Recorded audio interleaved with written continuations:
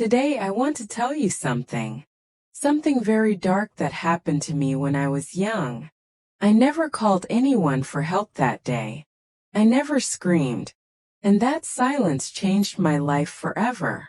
I was only 17 or 18 years old at that time. What happened that day divided my life into two parts, before and after. I was a simple girl living near a small town. I went to school, helped my mother at home, and dreamed of a future where I could support her. That morning felt completely normal. "Come back early," my mother said. "I will," I replied with a smile. I was going to the market, just to drop some clothes at a tailor. It was a small errand, nothing special. The market was crowded. People were everywhere. Vendors shouting, footsteps rushing past me. Then suddenly a car stopped beside me. A woman's voice came from inside. "Child, come here for a moment." I hesitated. That hesitation became the biggest mistake of my life. When I woke up, my head was pounding. There was complete darkness around me. My hands were tied. My mouth was dry. My whole body ached. I was inside a small room with no windows, only a weak yellow bulb hanging from the ceiling. I whispered, "Is anyone there?" No answer. That was the moment I understood. I had been kidnapped. Fear crawled into my chest, so heavy that I could barely breathe. Later, a man entered the room. "Don't try to run," he said calmly. "No one knows where you are." Those words stayed with me for years. Days turned into weeks. Weeks turned into months. Time stopped having meaning. I stopped counting days, because every number felt painful. Sometimes I was moved at night, blindfolded. Sometimes I heard other girls crying. Sometimes I was completely alone. Every night I cried silently, thinking of my mother. Did she think I was dead? Did she still wait for me? I learned one truth very quickly. Silence keeps you alive. So I stayed silent. I obeyed. I survived. But inside, something was breaking slowly. For years passed like a nightmare that never ended. Then one night, everything felt different. There was noise, shouting, footsteps running. Someone grabbed my hand and whispered, "Run." I didn't ask questions. I didn't think. I ran barefoot into the darkness, my heart pounding like it would burst. Then strong hands held me, but this time they were gentle. "You're safe now," a voice said. I collapsed. When I opened my eyes, I was in a hospital. I was free. But the girl who had gone to the market never came back. When I returned home, nothing felt like home. My mother stood in front of me, frozen. Her hair had turned gray. For a few seconds she didn't recognize me. Then she touched my face slowly and began to cry. "I buried you in my heart every night," she said. That sentence hurt more than all the years I had lost. The village stared. People whispered. At night, sleep refused to come. Freedom brought memories, not peace.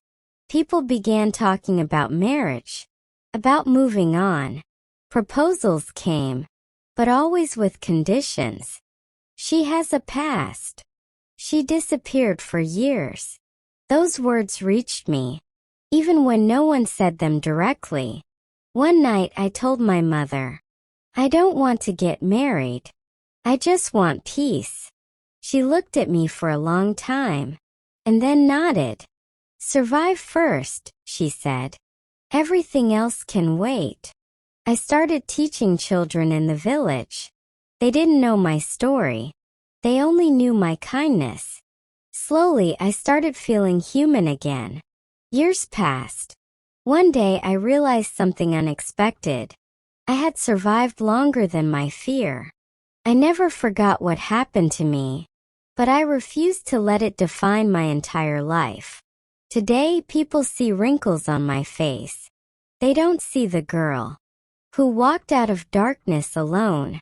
But I remember her, and I am proud of her.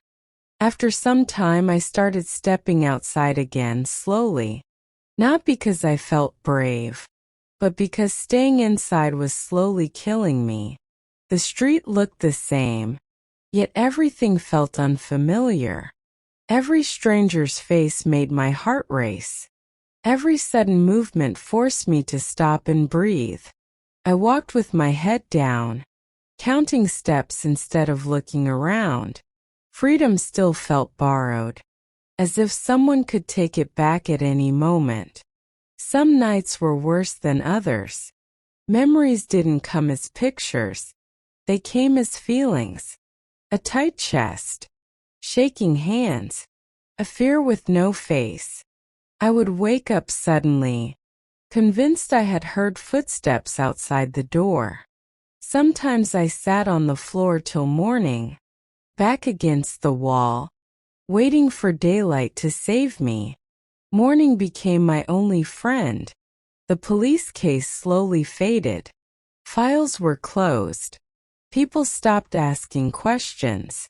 But I kept asking myself, why me? Why did I survive when so many others disappeared forever? Guilt quietly made a home inside my heart. I carried it everywhere, even when no one else could see it. Teaching children became my escape. They laughed easily. They trusted without fear. When they held my hand, I felt normal for a few moments. But sometimes, when a child cried loudly, my body reacted before my mind. Fear returned instantly. I learned then that healing is not forgetting. It is learning to live with the memory. One evening, a stranger came to our door. He asked about me. My body froze. My mother answered calmly, but I could hear the tension in her voice.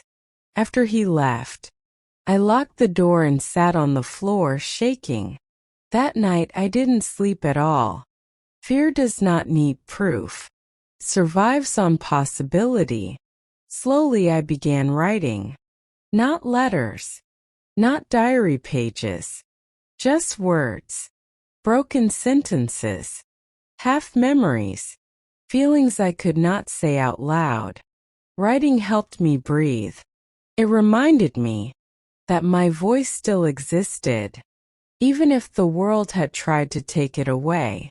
Years continued to pass. I aged, but some wounds stayed young. People around me changed. New faces, new stories. Mine became old news. But inside me, it was still unfinished, still waiting, still alive. With time, I learned how to hide my fear. I smiled when people talked. I nodded when they asked simple questions. On the outside, I looked normal. Inside, I was always alert. I memorized escape routes in every place I went. Which door was closest? Which window could open? Where I would run if I had to.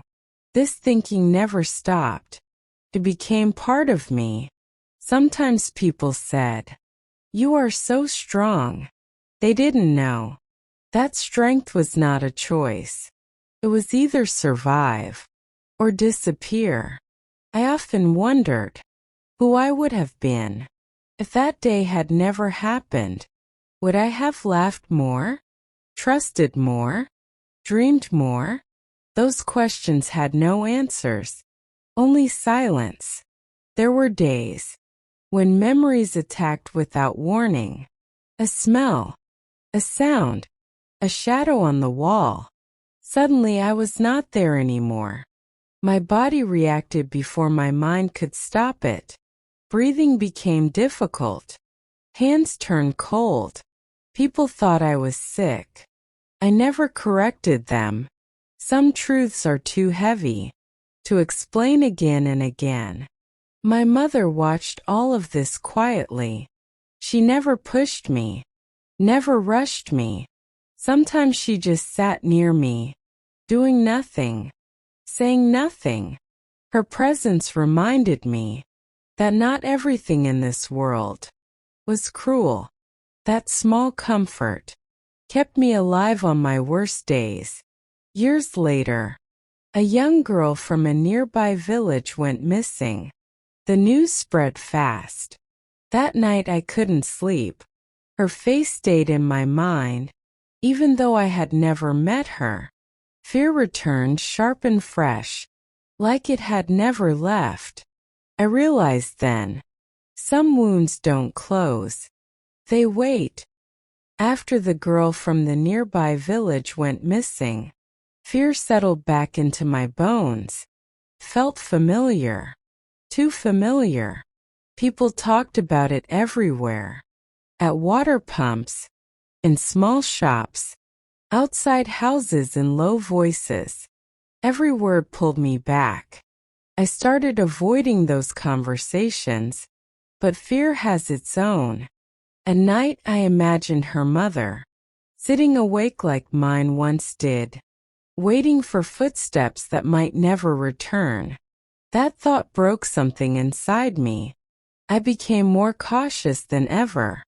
I stopped staying out after sunset. I walked only on familiar roads.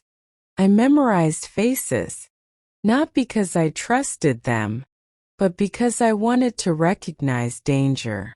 Some people noticed the change. "You're quiet these days," they said. I smiled and said nothing. Silence had protected me once. I believed it still could. One afternoon, while returning from teaching, I noticed someone walking behind me. Not close, not far, just there. My heart started racing. I turned once. He looked away. I told myself I was imagining things. Fear makes shadows grow. Still, I changed my route that day, taking longer roads, busier streets. When I reached home, my legs were shaking. I locked the door and sat on the floor for a long time, trying to breathe. That night, memories came back stronger, not as clear pictures, but as pressure, the kind that sits on your chest and refuses to move. I remembered the feeling of not being believed, of not being seen. I promised myself something quietly. If something like this happens again, I will not stay silent. That thought scared me, but it also gave me strength. Days passed, but uneasiness stayed. The missing girl was still not found. People slowly moved on, as they always do. Life continued, but inside me, a decision was slowly forming, unclear, unfinished, but alive. I didn't know what I would do yet. I only knew one thing. I could not pretend anymore that everything was fine.